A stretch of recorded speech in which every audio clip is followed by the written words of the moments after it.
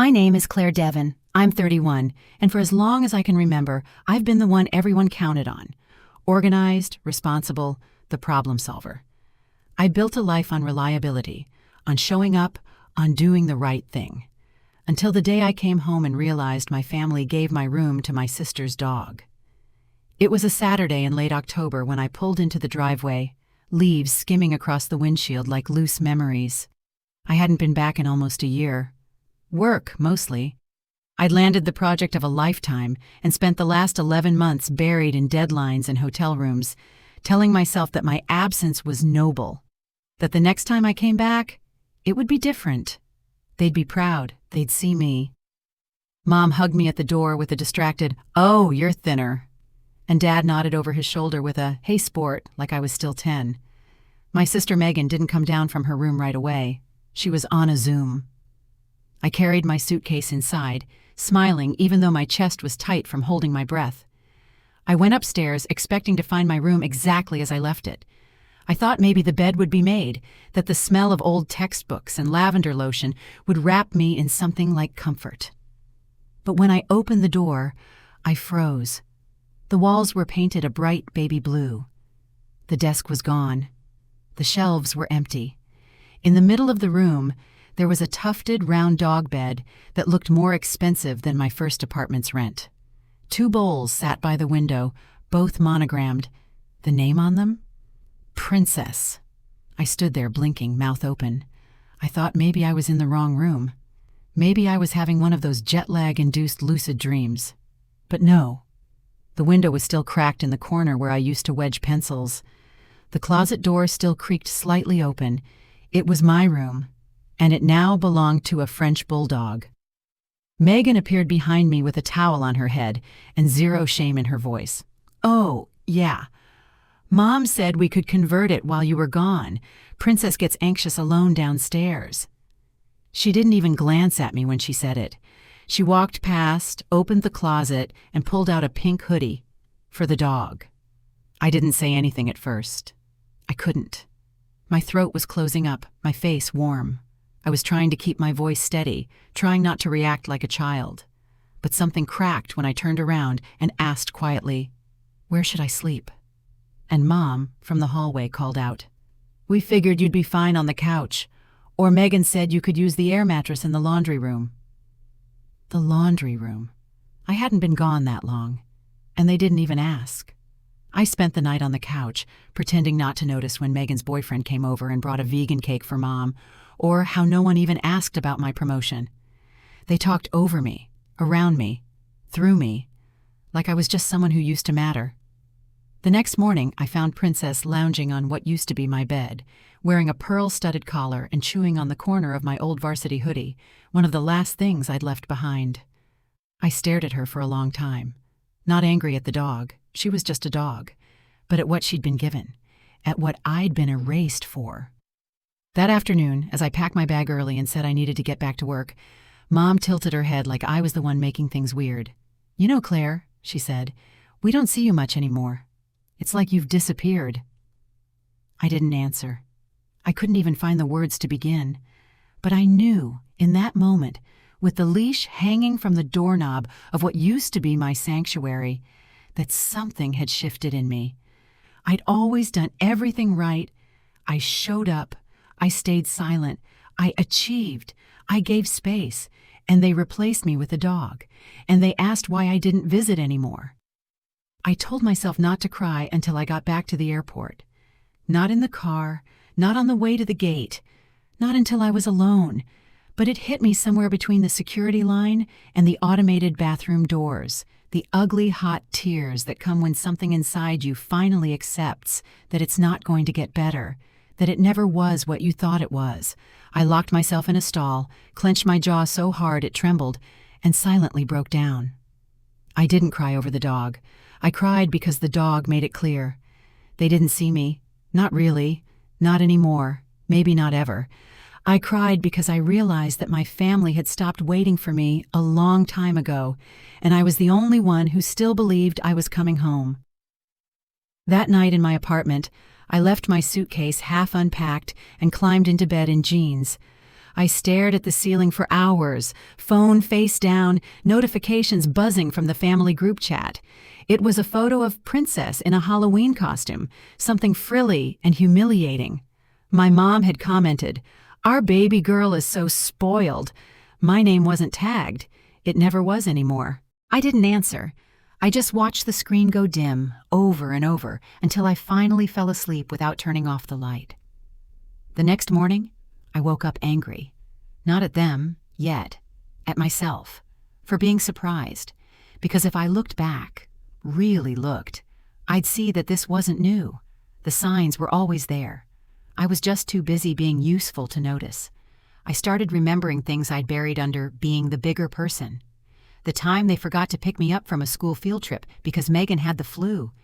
The way Dad never came to my piano recitals because he was too tired from work, but somehow made every one of Megan's soccer games, even when she sat on the bench. The birthday where my cake said "Happy B-Day Claire" with the E missing. And when I pointed it out, Mom just laughed and said, "Don't be so sensitive, it's just frosting." I thought of the time I was 14, and my college counselor told me I was the most focused student she'd ever worked with. And when I brought home the full scholarship letter, my parents barely looked up from the TV.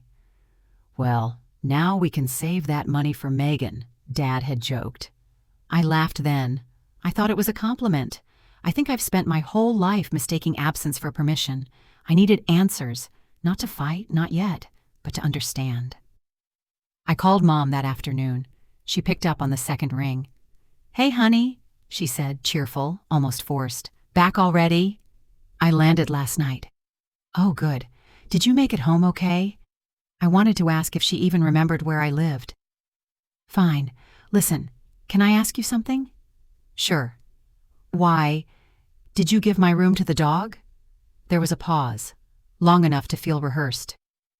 "Well," she started, "you haven't stayed in it in over a year, and Megan was feeling overwhelmed. Princess helps with her anxiety, and your room was just sitting there." "It wasn't just a room," I said quietly. "I know, but Claire, you're not a kid anymore. You're an adult. You have your own life now. We thought you'd understand. But you didn't tell me. You didn't even ask. You're so busy lately. We didn't want to bother you." That was it. That was the line that always made it my fault. "We didn't want to bother you." As if kindness was an inconvenience. As if I hadn't spent the last 10 years bending over backward to be easy, to not be too much, to be exactly what they needed when they needed it. But now that I needed something, even just space, I was too hard to reach. "You could have texted," I said. She sighed. "Claire, don't make this a thing. Megan's going through a lot, and this helps her. We didn't think it would matter to you." It mattered. I hung up before I said something I couldn't take back. Then I turned off my phone for 3 days. In that silence, I let myself really look at my childhood. Not the photos, not the Facebook memories, but the moments I never told anyone about. How I learned to keep the peace before I even understood what that meant. How I'd watch my parents fight about money and offer to skip summer camp. How I picked a career in strategy and analytics because it made sense, not because I loved it, but because someone had to have a plan. Megan got to be spontaneous. I got to be solid. She got mistakes. I got expectations. And I thought that meant they loved me more. By the end of the week, I opened my laptop and started a document titled Claire Before. It wasn't for a memoir. It wasn't even for anyone else to read. I just needed to remember, in my own words, who I'd been and what I'd done for this family. Not to prove it, just to witness it, to stop letting it be invisible. I wrote about the time I stayed up all night helping Megan cram for a final she never took. I wrote about how I picked up groceries for my parents every week during the pandemic and left them at the door. I wrote about the year I paid their property taxes anonymously after Megan lost her job and they couldn't make ends meet. They never asked who did it. They just called it a miracle. It was me. It was always me. And they gave my room to a dog. I think what hurt most wasn't the betrayal. It was realizing that I'd never actually belonged. I'd been performing belonging, performing daughterhood, performing worth. And once I stopped showing up with something to give, they stopped seeing me at all. But the thing about being invisible is, it makes you look hard at what you really want. I didn't want revenge. I didn't even want them to hurt. I wanted clarity. I wanted boundaries. And maybe, someday, I wanted peace. But first, I wanted the truth. And for that, I'd have to ask Megan. It took me 2 more days to work up the nerve to call Megan. Not because I was afraid of her. I wasn't. Not really. But there's a particular kind of dread that comes when you finally admit to yourself that someone you love may never have seen you clearly at all, and worse, maybe didn't care to. I stared at her contact name longer than I care to admit. Meg still blinked at me from my favorites list like nothing had changed, like we were still kids, sharing dumb inside jokes and fighting over cereal. Except now, she had a dog in my bed, and I had a knot in my chest I couldn't untie. When she finally answered, her voice was flat. "Hey." I kept my tone neutral, steady. "Do you have a minute?" A sigh. "Kind of. Princess has training in 20. Of course she did. I just wanted to talk about the room." "Oh my God, Claire." She groaned immediately, like I'd brought up something trivial. "Are we really still on this?" "I never even knew it wasn't mine anymore," I said, calmer than I felt. "No one told me. I found out by walking in and seeing a dog bed where I used to sleep." She didn't respond right away, and when she did, it was with that laugh she used when she felt cornered but didn't want to admit it. "Come on. You live in the city. You haven't stayed in that room in over a year. What did you expect us to do, build her a wing?" "It's not about the dog, Megan." "So what is it about?" I paused, trying to find the right shape for the words. "It's about being erased." Another pause. Longer this time. "You're being dramatic," she finally said. "It's just a room." "No," I said. "It wasn't just a room. It was my last piece of home. And no one thought I deserved to be told it was gone." Her voice shifted then, defensive. "God, Claire, do you even hear yourself? You always act like you're the only one who works hard. Like we should all throw you a parade every time you show up." "I don't want a parade," I said sharply. "I wanted a bed. I wanted to be asked. I wanted to matter." "You do matter," she said. But it sounded automatic. Something people say when they've run out of excuses. "You know what it felt like?" I asked. It felt like I was finally easy to remove. Like all these years I kept thinking, if I'm useful, they'll keep me. If I help, they'll want me. And the second I stopped handing over pieces of myself, I stopped existing. "That's not true," Megan said, but her voice was quieter now. "Isn't it?" I challenged. "When was the last time you asked how I was doing? Not my job. Not my schedule. Me." Silence. "I don't know," she finally whispered. "I do," I said. "It was the day after I got promoted last year. You texted proud of you with a wine emoji, and then asked if I could Venmo you for Princess's vet bill." "That was important," she said weakly. "Apparently more important than me." That shut her up. For a long time. When she finally spoke, her voice cracked, whether from guilt or annoyance, I couldn't tell. "I didn't mean to make you feel that way." I closed my eyes. "But you did." "I guess I just..." She trailed off. "I thought you didn't care. You always seemed so... fine." There it was, the myth of Claire. Always fine, always put together, always the one who didn't need anything, because needing was Megan's role. My whole life, I was the stable one so she could fall apart without consequences. "Being fine isn't the same as not feeling," I said quietly. "I know that now." "Do you?" I wanted to ask, but I didn't, because I realized something in that moment, something that hollowed me out. Megan wasn't cruel. Not intentionally. She just never had to think about how I felt. No one ever made her. My silence had always been a gift she unwrapped without even noticing. "You didn't even leave a drawer," I murmured. "What?" "In that room. There wasn't even a drawer left for me. Not one." She sniffed, and I realized she was crying. and I didn't feel comforted by it. "I'm sorry, Claire. Really, I didn't think it would hurt you. You've always been so strong." That word again. Strong, as if it were a compliment, as if it hadn't been a cage, as if I hadn't learned early that tears only made things worse, that my job in the family was to be the structure so the rest of them could be messy, impulsive, human. "I don't want to be strong," I said. "I want to be considered." Megan didn't speak after that. I didn't either. There was nothing else to say. I hung up a few seconds later, not because I was angry, but because I felt emptied out. And yet, strangely, I felt lighter too. That night, I went to the closet and pulled out an old box labeled home. Inside were scraps from the past, birthday cards, dried corsages, a program for my college graduation that no one in my family attended because Megan had a dentist appointment. It used to hurt to look at them.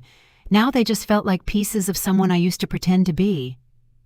I realized then that I'd spent years trying to earn what should have been freely given, and no promotion, no holiday visit, no proof of worth was ever going to rewrite how they saw me, because they had already decided who I was, and it didn't include softness, but I could.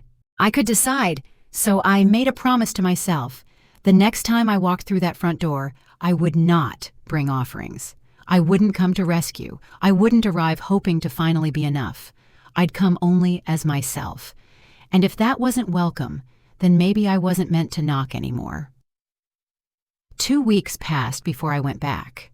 Not because I wanted to, but because my dad called out of nowhere and said, "Your mother's birthday is coming up. You planning on showing your face, or are you still pouting about the dog thing?"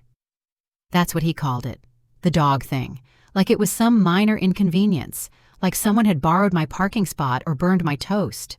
Not like they had quietly deleted me from my own house and then stood around wondering why I hadn't come back to reinstall myself. Still, I said I'd be there.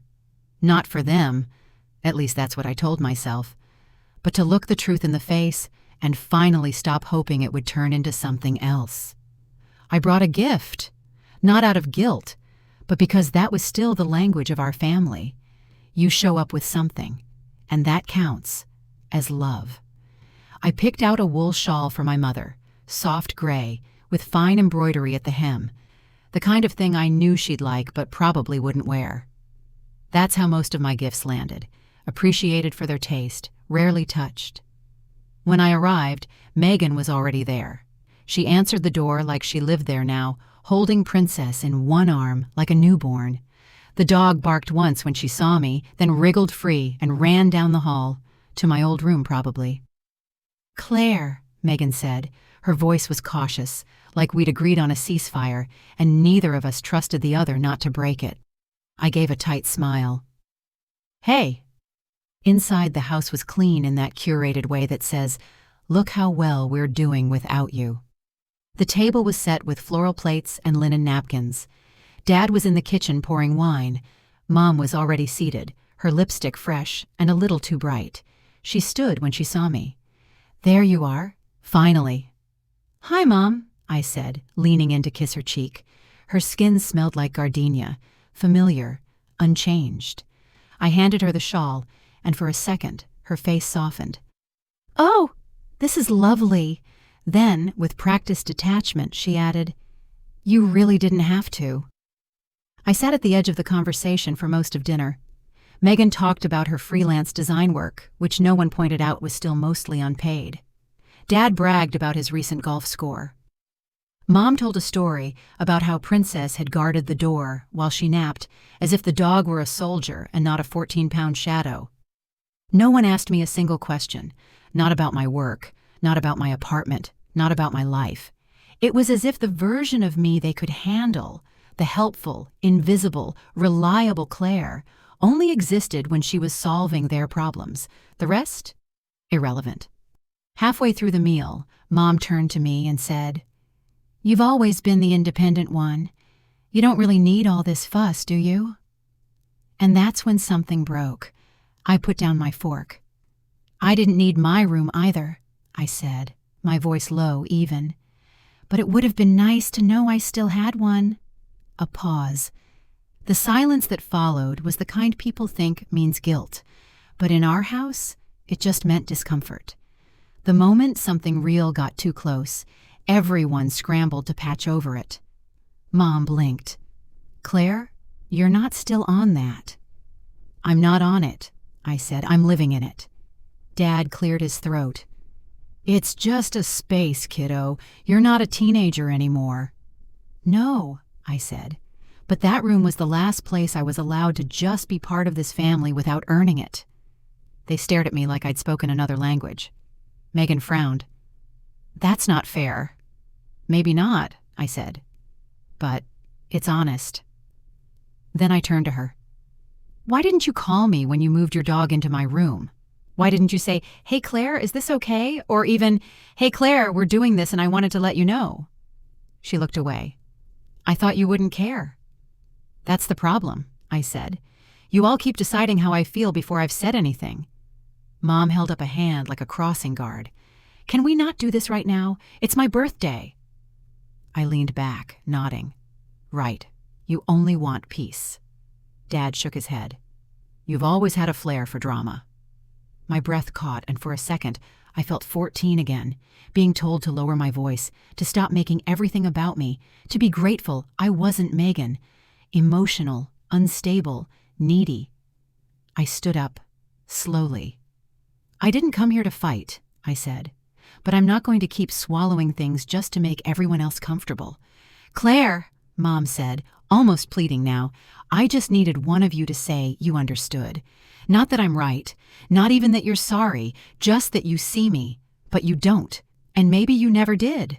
Megan stood, but she didn't reach for me. "Claire, wait." "I have." I left the shawl on Mom's chair. As I walked toward the door, I could hear Princess's nails clicking on the floor. She followed me to the entrance and sat at my feet, looking up with dark, wet eyes. For a second, I laughed through the ache in my throat. "You got more room in that house than I ever did," I whispered. The dog wagged her tail. I didn't slam the door when I left. I didn't cry in the car. I just drove home with both hands on the wheel, the city lights bleeding through the windshield like a promise. Something inside me felt quiet, not numb, not cold, just done. That night, I slept without dreams, but in the morning, I woke up feeling something strange. Lighter, maybe. Not because anything had changed, but because for once, I didn't twist myself into a shape that fit them. I didn't ask for love on their terms. And for the first time, I stopped hoping they'd meet me halfway. 2 days after I left my parents' house, I got a text from Lila. "Hey stranger, you alive?" I hadn't seen her in nearly a year. Not since a birthday dinner we both tried to reschedule 5 times and eventually just forgot. She was one of those friends who somehow knew when I needed to hear from someone. Or maybe I'd just become predictable in my silences. I wrote back, "Barely. Can we meet?" She answered within seconds. "Coffee or wine?" "Wine. Big one." That evening, we met at a small bar on the edge of the city. It was dim and warm, the kind of place with string lights and mismatched chairs and a server who calls everyone babe. I got there first, which was rare, and stared at the wine menu without reading a word. I already knew what I needed, something dry, something that wouldn't go down too easy. Lila slid into the booth across from me and didn't even take her coat off before asking, "Okay, what did they do this time?" I almost laughed. Not because it was funny, but because it was such a precise question. Not what happened, not are you okay, but what did they do this time? Like she already knew I'd been chipped at again piece by piece. "They gave my room to my sister's dog," I said. She blinked. "I'm sorry, what?" "Yep, Princess has my old bed. There's a chandelier in there now, for ambiance apparently." She tilted her head. "Please tell me you're kidding." I shook my head. Walked in, suitcase in hand, expecting to sleep in my old bed. Found a French bulldog in a custom hoodie chewing my varsity hoodie. No one thought to mention the room was reassigned. Lila let out a low whistle. "That's a new one." "I slept on the couch. They asked why I never visit." For a moment, we sat in silence. She poured us both a glass, eyes steady on mine. "You know this isn't about the room, right?" I nodded. "Yeah. It's about the fact that they don't think they owe you anything, not even courtesy." "That," I said, "and the fact that I've let them get away with it for so long, they don't even recognize it anymore." She studied me. "Why do you think that is?" I shrugged. "Because I'm the strong one, the successful one, the one who doesn't need all this fuss, as my mom puts it." "But you do," she said. I stared into the wine glass. "I didn't used to think so." "Yeah, well, needing people isn't weakness, Claire. It's human." I looked up at her then. "Do you think I've made this happen? I mean, not the dog part, but this distance, the way they see me, or don't." "I think," she said slowly, "that you've spent most of your life trying to keep the family ship from sinking. But when you're always the one bailing water, they start assuming you like the ocean." That hit me harder than I expected. Lila went on. "They treated you like a utility, reliable, efficient. And you were. You always showed up. You made sure holidays happened. You covered rent for Megan that one year. You never asked for anything in return. And now you're mad because they believed you." "I didn't think I had a choice," I said. "Of course you didn't. You were a kid, but you're not anymore." Her words lingered in the air like smoke. I sipped my wine slowly, letting it burn just enough. "Do you remember that night junior year when I bailed on the party to go home for my mom's birthday?" Lila snorted. "The one where she told you she forgot you were coming?" "Yeah, and then asked if I could clean the fridge while she finished her me time. You came back to campus and said it was fine." "It wasn't." "I know, you cried yourself to sleep." I blinked. "You knew?" "I was in the bunk above you, Claire. Of course I knew." I sat back, stunned by the memory. I thought I'd hidden that. I thought I'd mastered silence so well no one had ever seen what was leaking through the cracks. "I always thought you were invincible," Lila added. "But maybe you were just too scared to admit you weren't." "I wasn't allowed to be," I whispered. And there it was. The ghost of it. The reason I kept showing up even when they didn't. The reason I worked harder, stayed longer, succeeded more. I believed somewhere deep and childish and quiet that if I'd just got it right, I'd earn a permanent place. Not the kind with conditions. Not the kind you have to reapply for. Just belonging.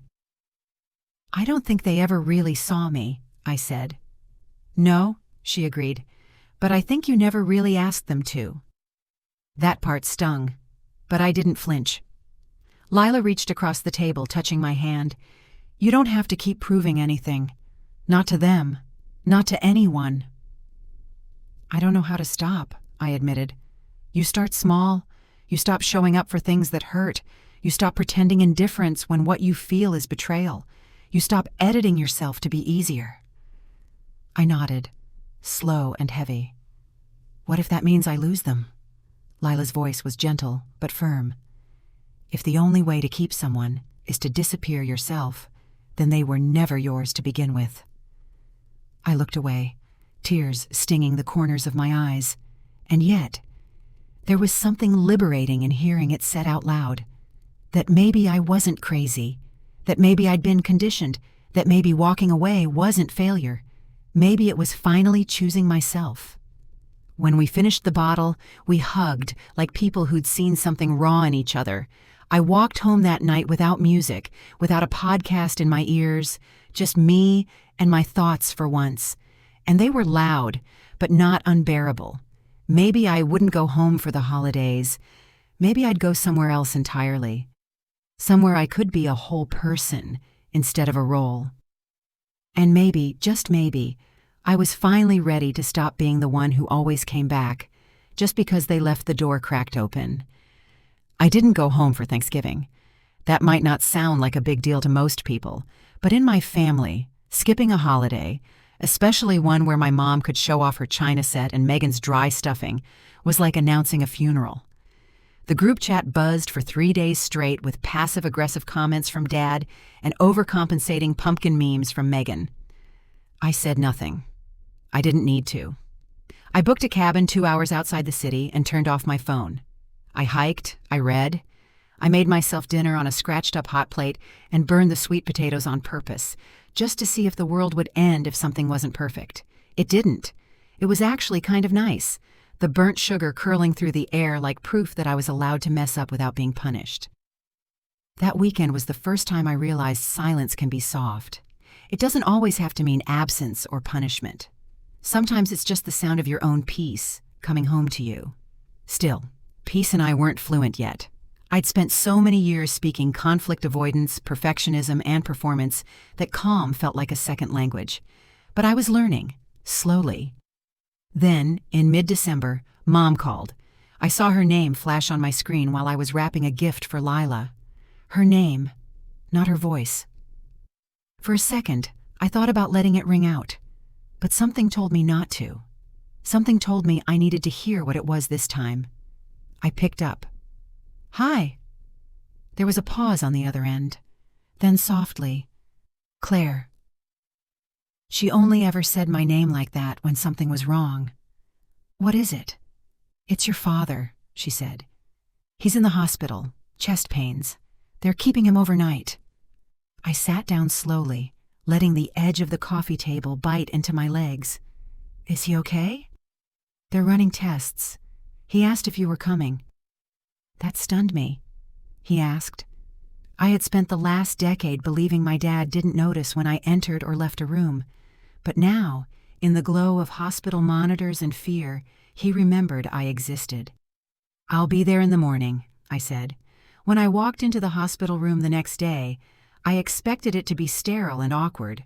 It was, but it was also strangely quiet. Dad was lying in bed, looking more human than I'd seen him in years.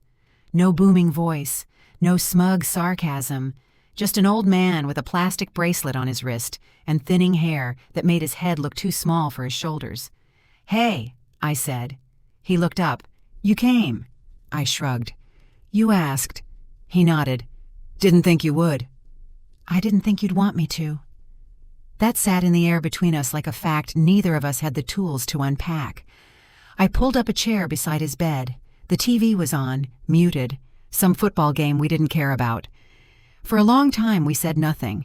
Then he turned to me and said, "Your mom says you're mad about the room." I almost laughed. "That's what she told you?" He shrugged. "I get it. Should have been handled better." I waited for the usual pivot, some joke or justification, but it didn't come. He just stared at the ceiling like he was thinking for once instead of deciding. "I don't know how to talk to you sometimes," he said. I raised an eyebrow. "What do you mean?" "You've always been so... together, smart, unshakable. I figured you didn't need much from me. Megan, she needs the attention. Always has." "And I don't?" I asked. "You think because I kept going that I didn't want anything?" He winced. Not from the pain in his chest, but from the words. "No, I guess I just figured... I already got lucky with you. I didn't want to mess it up." "You messed it up by saying nothing," I said, "by letting silence mean indifference." He nodded. "I know that now." Something small shifted in me. Not forgiveness exactly, but a loosening. "I never needed you to be perfect," I said. "I just needed you to notice when I disappeared." He looked at me then. Really looked. "I see you, Claire. I always did.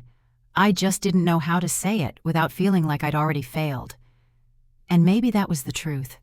Maybe for all his faults, and there were many, my father's failure wasn't cruelty. It was cowardice. He didn't know how to love what didn't demand it out loud. "I'm not coming back for Christmas," I said gently. He nodded. "Fair. But I'll check in, and I hope you do the same." He nodded again. When I left the hospital, the sky had begun to snow, the soft kind, flurries without weight. I stood by the car for a moment, watching it all fall like a reset, and for the first time in years, I didn't feel guilty for stepping away. I felt preserved. Like a boundary was something you build not to shut people out, but to protect what's left inside. Later that night, Megan texted me. No apology, just, "He's okay. Thanks for going." I stared at it for a long time before writing back. He asked for me. 3 dots blinked. Then nothing. I didn't follow up. Instead, I called Lila and told her the whole thing, how my dad said he didn't want to mess up what was already working, how he didn't understand that saying nothing was the mess. "You think he meant it?" she asked. "Yeah," I said. "And also, he meant it too late. But I think that's all he had." "That's enough," she said. "It doesn't fix the past, but it doesn't have to poison the future either." I liked that things could be broken and still worth something, that healing didn't require amnesia. That night, I sat by my window and stared out at the snow-covered street. Somewhere in the house, the heat kicked on, humming like a lullaby. I didn't feel triumphant. I didn't feel vindicated. I just felt real. And I think, after everything, that was enough. There are things you only realize in reverse. You live them forward, minute by minute, moment by moment. But the meaning doesn't land until much later, when everything is cracked and settled, and you're finally brave enough to look back. I was 10 the first time I felt it, that sick little twist in your stomach when you learn that being good doesn't guarantee you'll be loved louder. It was a Friday late spring.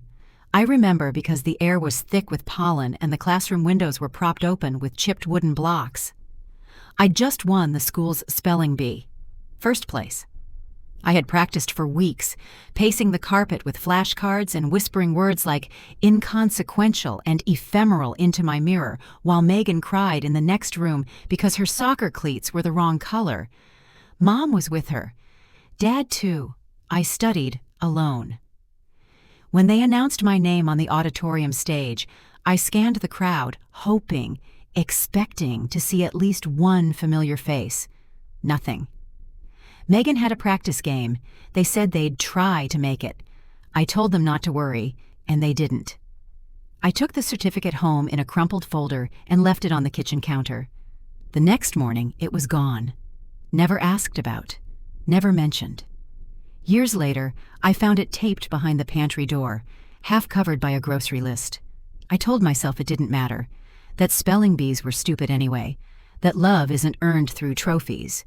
But it left something inside me, a kind of quiet hunger, not for attention, for acknowledgement. I became a master of self-sufficiency. I packed my own lunches.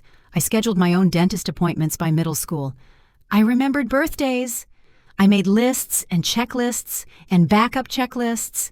I did my own laundry while Megan burned through washing machines and was praised for trying. The more I handled things, the less they noticed. And the less they noticed, the harder I tried to be useful. I didn't cry when I didn't make student council. I congratulated Megan when she was chosen for homecoming court. I gave up piano lessons when we couldn't afford both, so she could try horseback riding. I clapped the loudest at her graduations and stood in the back for mine.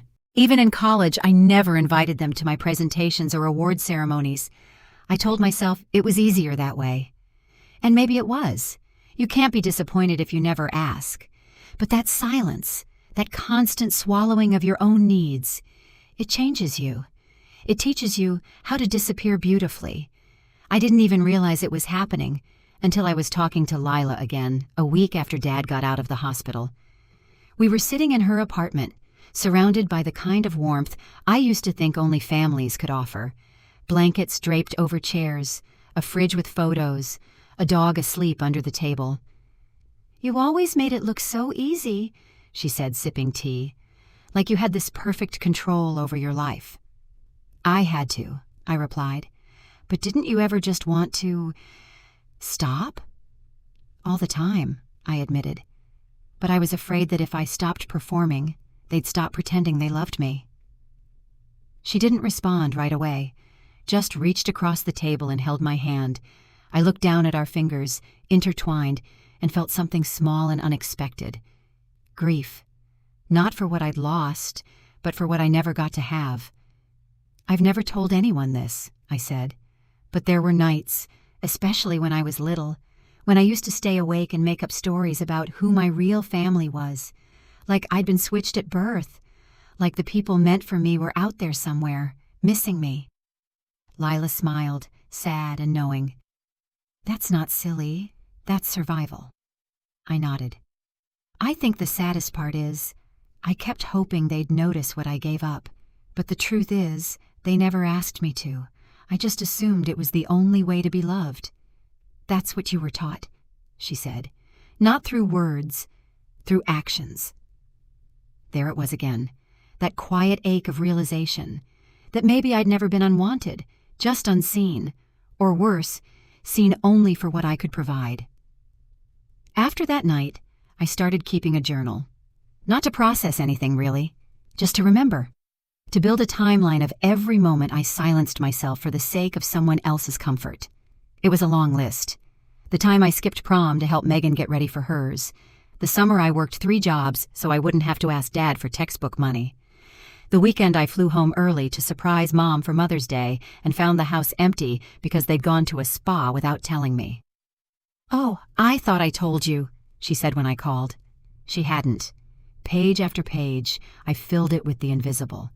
And for the first time, it didn't feel petty. It felt like a kind of resurrection. Proof that I was there, that I had been giving something valuable all along, even if no one else had the language to thank me.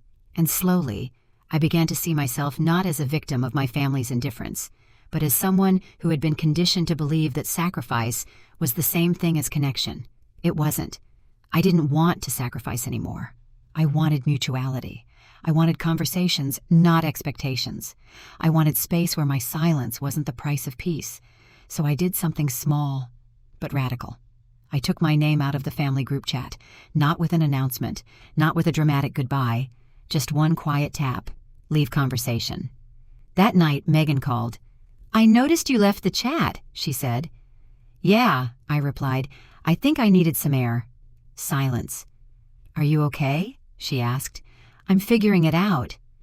Well, Mom was worried. "I'm sure." She said, "You've been different lately." "I am," I said. She didn't know how to respond to that. Neither did I. But maybe we didn't need to. Maybe the truth was enough, for now. When I hung up, I stood by my window again and looked out over the city, its lights blinking like tiny acts of resilience. Somewhere inside me, a younger version of myself was still sitting alone on that spelling bee stage, certificate in hand, scanning the crowd for a face that never came. But this time, I saw her. And I clapped. I don't know when I first understood that I was preparing for something final. It wasn't a decision I made one morning over coffee or during a dramatic epiphany in the shower. It was quiet, gradual, like cleaning out a drawer you didn't realize you'd already stopped opening.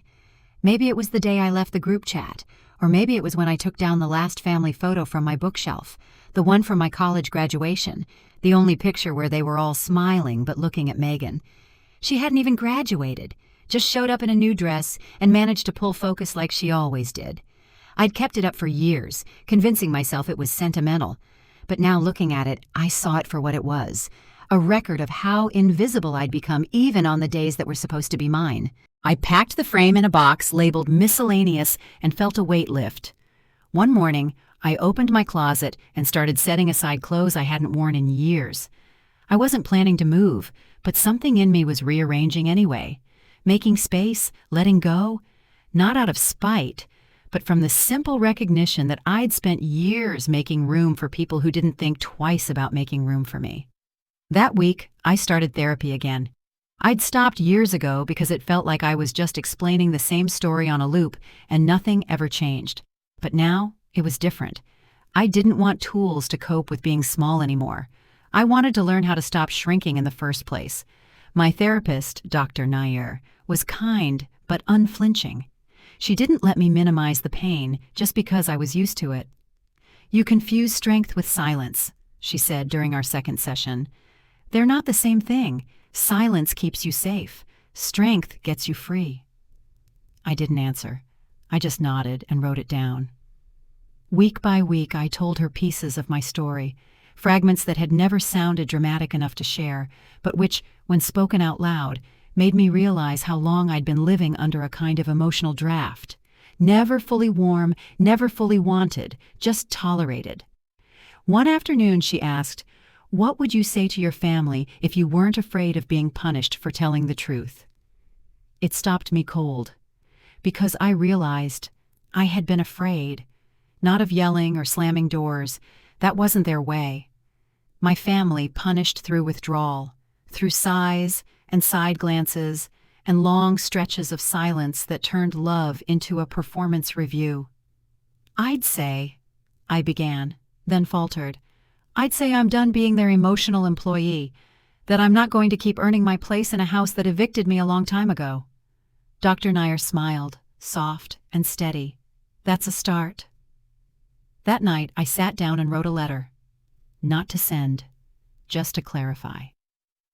Dear Mom, Dad, Megan, I don't need you to understand everything. I don't even need you to agree. I just need you to know that I'm stepping back. Not out of anger, but out of self-respect. I've spent my whole life believing love had to be earned, that if I stayed small, stayed helpful, stayed invisible enough, one day you'd finally turn and say, "We see you. We're proud of you. We love you because you're you." But I see now that day isn't coming, and waiting for it is not living. So I'm choosing myself. Claire. I folded the letter and placed it inside the journal I'd started a month ago, the one where I'd been writing all the moments I disappeared and called it maturity. That letter didn't need to be mailed. It already changed something just by existing. A week later, Megan texted again. "Are you coming to Mom's retirement party?" I stared at the message for a long time. No, I don't think so. That's what I wanted to write, but instead I typed, "Can we talk first? Just us." She replied, "Sure. Tomorrow?" We met at a coffee shop halfway between our places. She arrived 10 minutes late and didn't apologize.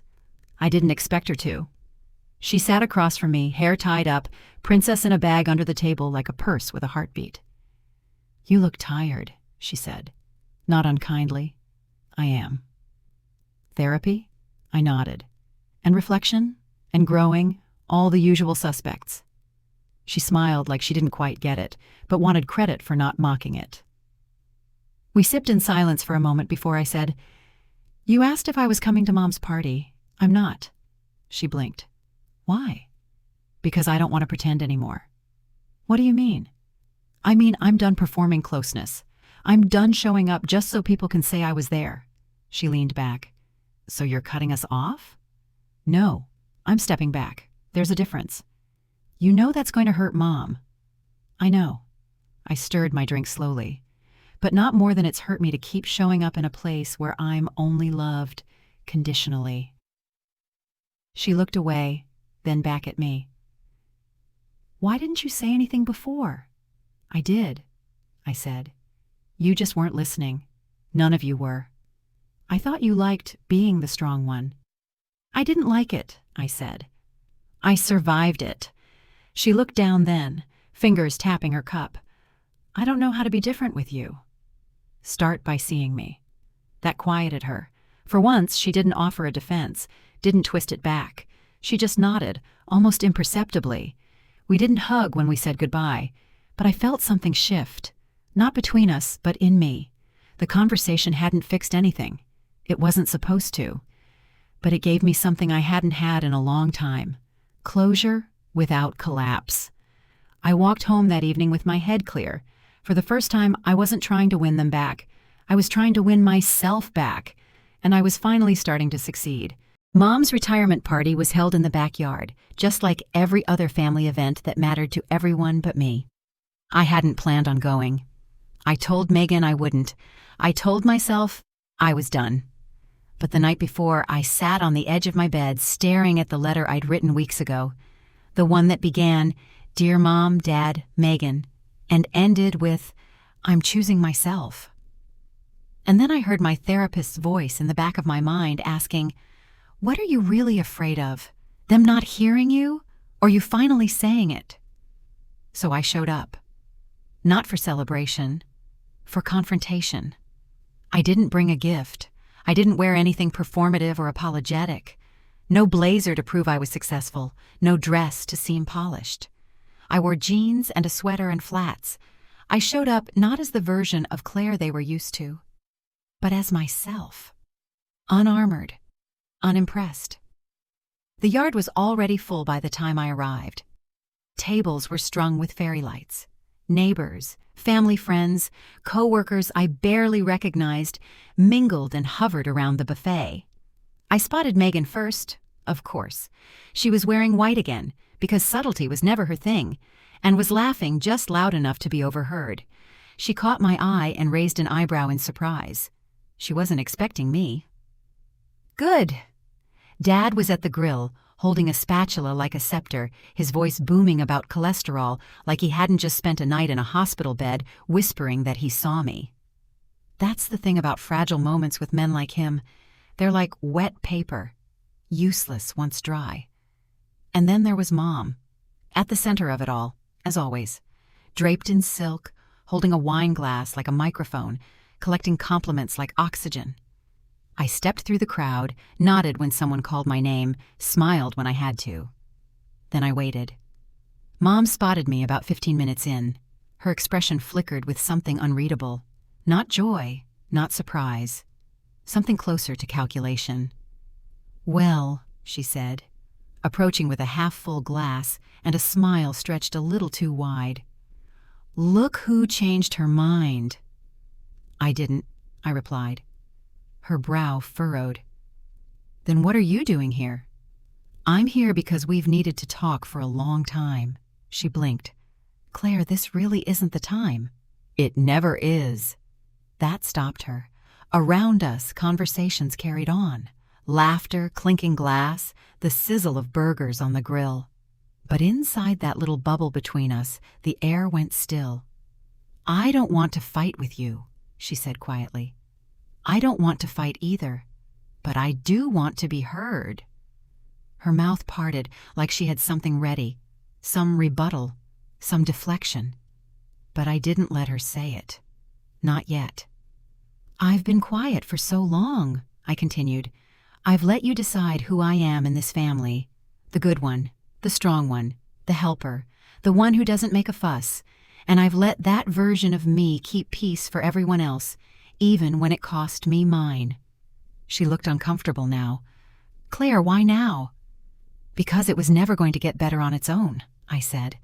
"Because no one was going to stop and ask, 'Is she okay?' And because I finally realized that waiting for you to notice me wasn't the same as being loved." "You are loved," she said quickly, reflexively.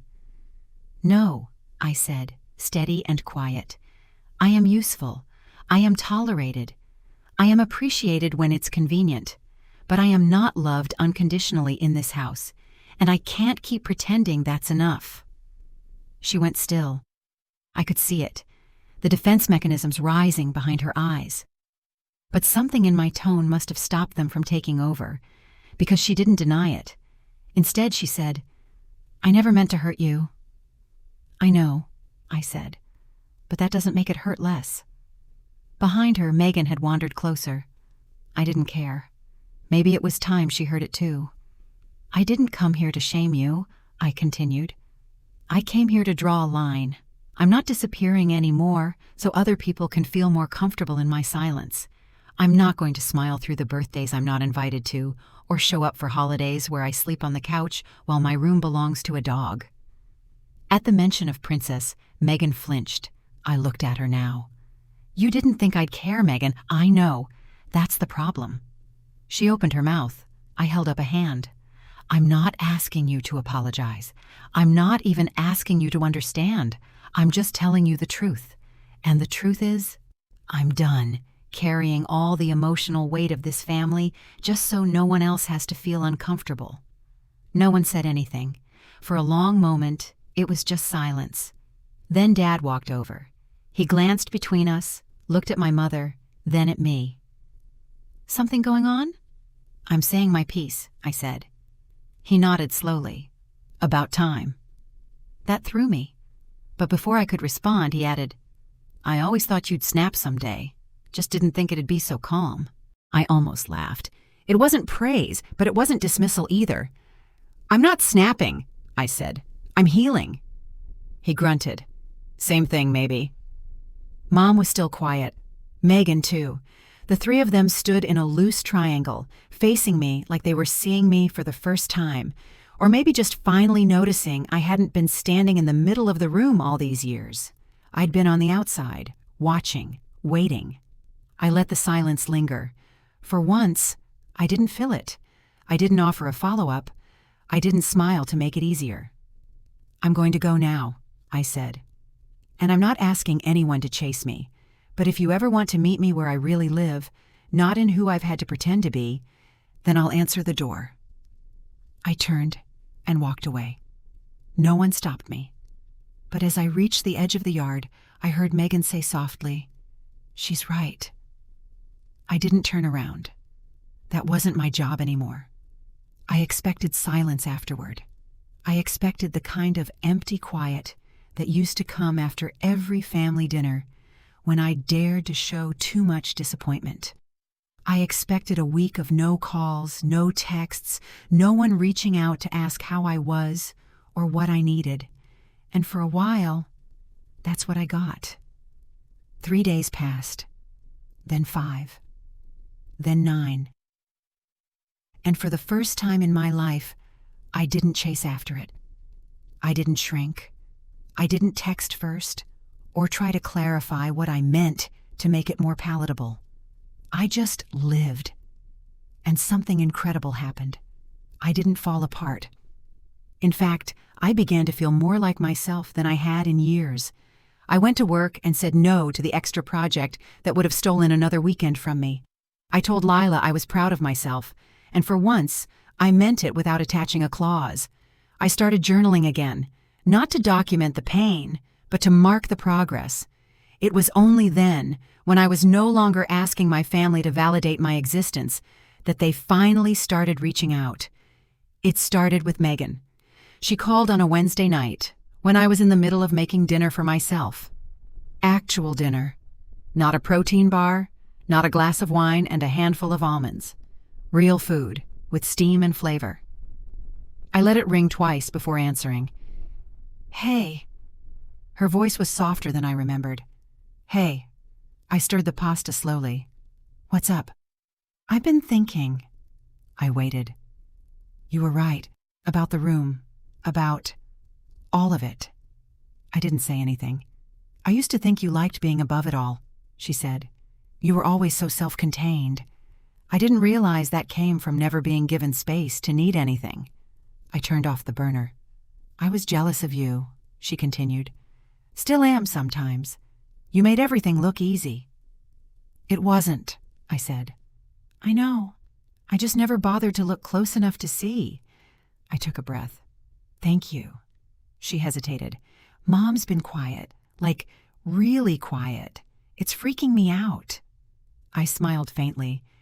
She's probably trying to figure out how to not be right for once. She's not good at that. I know. There was a pause, long enough that I thought she might end the call, but then she said, "Do you want your room back?" It hit harder than I thought it would. "No," I said, "but thank you for asking." She exhaled. "Okay." After that, she texted me now and then, not just about Mom, not just about Dad's health. She asked about my life, my work, my writing. She sent me a playlist once. It wasn't perfect, but it was a start. And I wasn't measuring her sincerity anymore by how quickly she fixed what she broke. I was watching how she showed up next. Then a week before Christmas, Mom called. I let it go to voicemail. She called again and again. By the 4th time, I picked up. "Hi," I said. Her voice was composed, but there was a tremble beneath it. "Claire, I'd like to see you. Just us." I didn't say yes. I didn't say no. I just asked, "Why?" "I want to try," she said. "I want to listen this time." I agreed to meet her at a tea shop halfway between her house and mine, somewhere neutral, somewhere no one held history in the walls. When I arrived, she was already there, her hands folded around a steaming cup of Earl Grey. Her posture was too straight, her hair too perfect, but her eyes looked tired, real. I sat across from her. No hugs, no small talk. She took a breath. "I didn't know how much I'd been leaning on the idea that you'd never leave, that no matter what we did, you'd come back. I thought your silence meant safety. I didn't realize it meant survival. I looked at her then. My mother. This woman I had spent my life trying to impress, soothe, decode. And I saw it. The thing I never thought I'd get from her. Hesitation. I spent my whole life making myself convenient, I said, because I thought if I didn't make waves, you'd let me stay. Tears welled in her eyes. I'm sorry, I blinked. I never thought I'd hear you say that. I never thought I'd need to. That hit us both. She reached into her purse and pulled out something small, folded paper, worn around the edges. I took it with cautious hands. It was my spelling bee certificate, the original, not taped behind a door, not stained with grocery notes. I found it last week, she said. I was going through old boxes. You know what's wild? You spelled words I can't even pronounce, and I never said I'm proud of you. Not once. I ran my fingers over the faded ink. It's not too late. She looked up at me. Claire, I'm proud of you. For all of it. For surviving us. For still being willing to sit here. I exhaled, and it was like something released in my chest. A knot that had been pulled tight for decades finally loosened. We didn't solve everything that day, but we made a new agreement. One where I didn't have to perform to be seen. One where she could be imperfect, and I could be honest. One where love wasn't a transaction, but a choice made over and over again. After that, I came by for dinner twice. Once for Dad's birthday, once for no reason at all. I didn't sleep over. I didn't overextend. I left when I wanted to, and no one made me feel bad for it. At New Year's, Megan called me from the family gathering. Everyone's asking where you are, she said. I'm at home, I replied, where I feel like myself. She laughed. Fair. They miss you. I'm sure, she paused. I miss you too. I smiled. Then come visit me. 3 days later, she did. She brought Princess, who promptly peed on my rug, but she also brought a bottle of wine and a worn photo of us from when we were kids, arms wrapped around each other in matching pajamas. Before everything became complicated, we watched a movie. We didn't rehash the past. We just existed, side by side, without expectation. And that, I realized, was healing. Not forgetting, not erasing, but choosing each other again, with open eyes and cleaner hearts. It was almost spring when I realized I hadn't cried in over a month. Not in the shower, not walking home in the dark, not when I walked past the dog park near my building and saw someone lifting their Frenchie into a stroller and dressing her in a glittery jacket that looked almost exactly like the one Princess wore the day I lost my room. I didn't cry. I smiled. Not because I'd forgotten, but because I had finally made peace with remembering. The air was starting to smell different again. Brighter, like a door had cracked open and something new was waiting on the other side. I hadn't been back to the house since Christmas, and I still didn't plan to. But I talked to Mom on Sundays now, short calls that didn't try to mend all the years we'd ignored the hurt, and Megan came by twice in February. She was quieter than I remembered, less performative. Maybe we both were. I'd started seeing people again too, real connections. No more, let's grab drinks sometime, that always fizzled into silence. I hosted a dinner party in my apartment for the first time ever. Nothing fancy, just pasta, wine, and mismatched chairs. Lila helped me cook, and we spent the night laughing so loudly the neighbors knocked to join us instead of complain. That night, someone said, "You have such a warm home," and I had to excuse myself to the bathroom because the compliment hit deeper than I expected. Warm. Home. 2 words I used to chase in the form of other people's approval, and now I was building them myself. Then, a few weeks later, something unexpected happened. I was nominated for an award at work, a big one. It wasn't just for performance, it was for leadership, the kind of recognition you don't apply for, the kind someone else has to see in you first. The ceremony was small but formal, held at a hotel ballroom downtown. When I got the invite, I almost declined. I'd spent years trying not to be noticed, and now that I was finally being seen, I wasn't sure I could take it. But Lila, of course, wasn't having that. Claire, you're going. You're wearing something incredible, and you're going to stand there and let people clap for you. And this time, you are not clapping alone. So I did. I wore a black jumpsuit with clean lines and quiet power. I straightened my back when they called my name, and when I walked onto the stage to accept the plaque, I looked out into the small crowd and saw Megan. She hadn't told me she was coming. She was in the back beside a coat rack, holding her phone like a lifeline and beaming with tears in her eyes. I nearly forgot my speech, but I steadied myself, gripped the sides of the podium, and said, "For a long time, I believed that being strong meant being silent. That if I kept everything together, I'd be safe, I'd be loved. But the truth is, being strong sometimes means telling the truth, even when it hurts. Especially when it's to the people you love most. This award isn't just for performance, it's for presence. And after years of being invisible, I finally showed up. For myself. People clapped, some stood. I didn't shrink, I didn't minimize. I walked off the stage and into a new kind of light. Afterward, Megan found me by the drink table. She looked nervous, like she thought I might tell her to leave. Instead, I hugged her. She whispered, "I'm really proud of you." And this time, I let myself believe it. We walked outside together after the event. It was dark, but the air was mild and carried the first signs of spring. The city smelled like melting frost and new beginnings. We stood on the sidewalk, side by side, not rushing the goodbye. "I've been thinking about that day," she said suddenly. I glanced at her. "When you came home and found the dog in your room, I keep replaying it. Not just that moment, but everything that led to it. You had every right to shut us out." "I don't want to shut people out," I said. "I just don't want to disappear for them anymore." She nodded. "I see that now. I see you now." I smiled. "Thanks." A car passed, slow, its headlights sweeping over us like a spotlight. For the first time in a long time, I didn't flinch from the attention. "I think Mom's trying too," Megan added. She mentioned therapy. My eyebrows lifted. "Really? Don't get too excited. It's virtual, and she mutes herself a lot. But it's a start." I laughed. "That actually sounds exactly right." We said goodnight and parted ways. I didn't cry. I didn't overthink the silence after she left. I just walked home, kicked off my heels, and curled up on the couch with a blanket that still smelled like the perfume I wore to my first job interview. The same one no one in my family congratulated me for getting. I wrapped it around me now like an old friend and watched the lights from passing cars trace patterns across my ceiling. I thought about all the versions of myself I'd been.